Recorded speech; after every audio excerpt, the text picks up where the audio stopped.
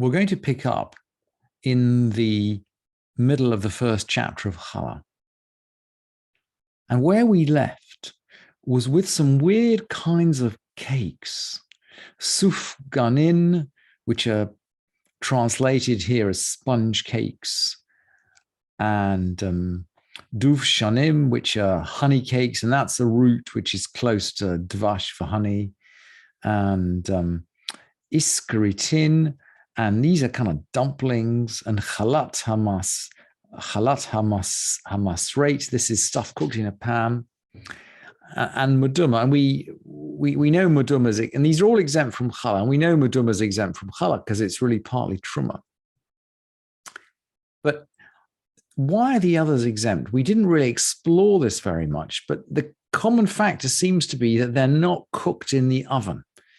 To make something liable for challah, you need it to be cooked in the oven like bread. So something like a dumpling or a pancake or a waffle or a donut, which is not really cooked in the oven, isn't going to be liable for challah. And that raises a question, which the next Mishnah is going to dive into, because we know that the dough for these kind of things is pretty much the same, right? You make a sweet dough, you can make it into a dumpling or a donut or you can bake it in the oven like a brioche, right? There's not very much difference in the dough of these objects. And so the Mishnah is going to ask, Isa shetchilata sufganin. What about dough which we originally made for sponge cakes? Vesofo sufganin. Well, and it ended up as sponge cakes. Well, we know putura min hallah, it's going to be patur. We learned that in the last Mishnah. But what if it plays the other way around? Tchilata isa, you made it as ordinary dough. You made it like a brioche dough. Vesofa sufganin, you ended up cooking it like a dumpling or like a donut. What's the situation? Or the other way around. Tchilata sufganin, maybe you started it off as a sponge cake, vesofa isa, but you ended up just baking it in the oven like ordinary bread. So you change the purpose of this thing halfway through. And it's interesting that the Mishnah just says, look, chayavin b'challah, they're both chayav b'challah. I guess the first one is because the obligation, they're both obligated, they're both liable for challah. I guess the rationale must be that the obligation for challah begins when you make the dough, right? So if you make ordinary dough, it's liable for challah. If if you end up cooking it like a donut, well, that doesn't take the liability away.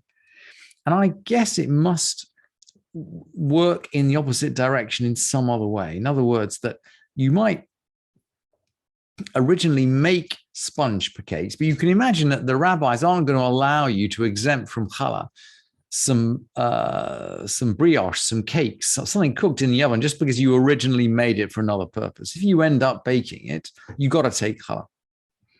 And then finally, the Mishnah deals with something called knuvkot, which are kind of breadcrumbs mixed, according to the Rambam anyway. These are breadcrumbs which are sort of mixed with flour and kneaded together. But the idea from the Rambam is that you basically knead them up into proper dough, which you can bake in an oven, and that's why they're liable for challah. So the Mishnah is then going to go from these cases, these borderline cases of stuff that started one way and ends up the other, maybe more closely connected to the breadcrumb cake, and to deal with different kinds of pastes, sort of mixtures, really. And we're going to deal with something called ma'isa. Ma'isa seems to be a bit like a dumpling. You take flour and you throw it into hot water to cook it.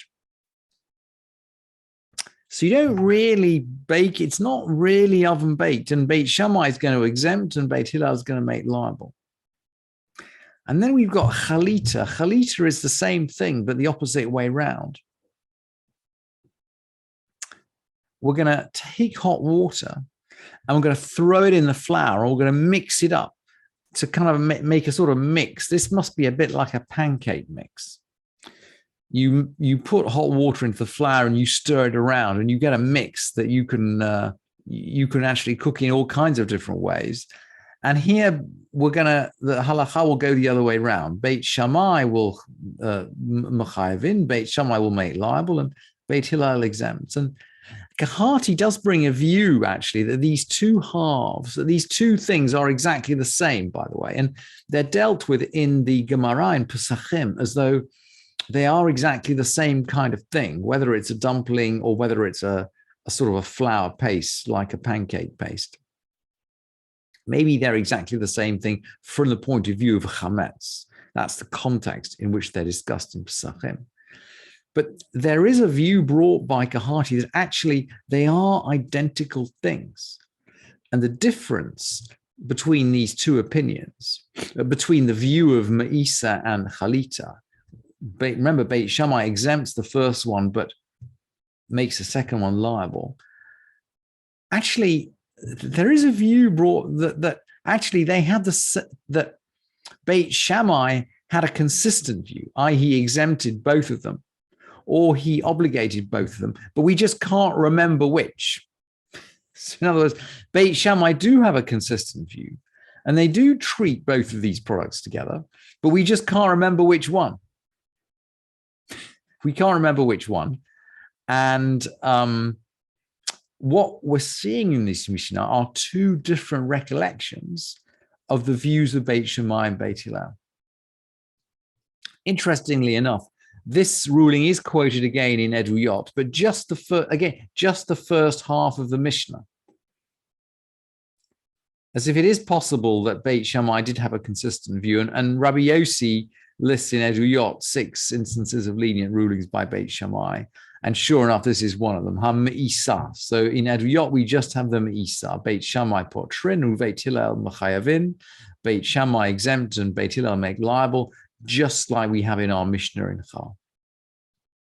Then the Mishnah is going to go on to talk about stuff which I think we can already expect because of what we know is not going to be liable for Hallah. So Halot Todaru Keke Nazir, these are loaves for a Thanksgiving sacrifice or for a Nazirite sacrifice. And we've already taught the fact that the Hallah is a offering. And we don't take from an offering for an offering. So for example, Truma is exempt from Hallah. So clearly, if you made these for yourself, they're exempt. If you make them for sale in the market, well, the sages are worried that you're going to sell them in the market and someone else will not offer them up. So if you're going to sell them in the market, they are going to be liable for Hallah. But again, we're following principles that we know already, and we can understand the pattern here. Finally, and this is the finally for this evening, we're going to deal with the question of differential ownership. Now, we've already talked about the fact that there's a minimum quantity for a minimum quantity of flour to make it obligatory to take challah, and that's basically 5/4 of a cup. We had it back in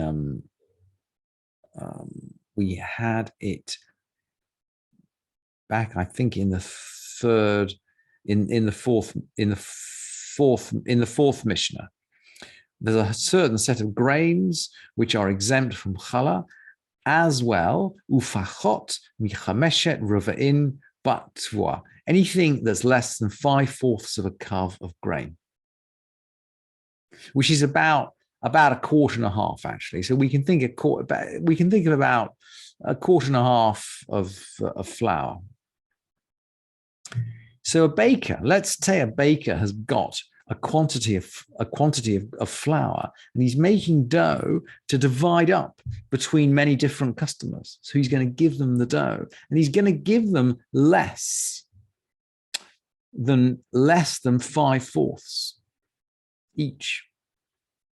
What's the situation? Well, I think we might expect if he starts off with a large quantity, the liability for challah arises when he mixes the dough. And we're going to learn this actually explicitly in the Mishnah a bit later. So clearly, if he makes a large quantity and then divides it up among his customers, he's going to be liable for challah on the whole dough. But it doesn't work the other way around because of the differential ownership. Look, nashim shinatnu lanachtom lastot lahen seor, women who gave flour to a baker to make them leavening. This is really interesting. And it teaches us something, by the way, about cooking in the time of the Mishnah. Maybe you didn't have your own sourdough, or maybe you didn't have an effective sourdough. Or I don't think it's a question of the physical labor of mixing, because the labor of mixing anybody could do. But there must be a reason why women are giving their flour to the baker. And I suspect it's to do with the rising process. He can make them rise, he can make the dough rise, and they can't. So they're giving the dough to the baker. He's then mixing it all up. He's making sa'or, he's making the leavening, and he's giving them back their share. But of course, here the ownership lies with the women, not with the baker. And the Mishnah continues, if none of them come up to the right measurement, i.e., if none of them are 5/4 of a kav, patura min hachallah, the whole thing is exempt from challah. Even though it's mixed up as one lump by the baker. And even though we've learned, by the way, that different grains and different species can mix up together to make up the quantity. So different types of flour can mix up to make up the quantity, but somehow different ownerships, at least in this example, cannot. Ownership is important.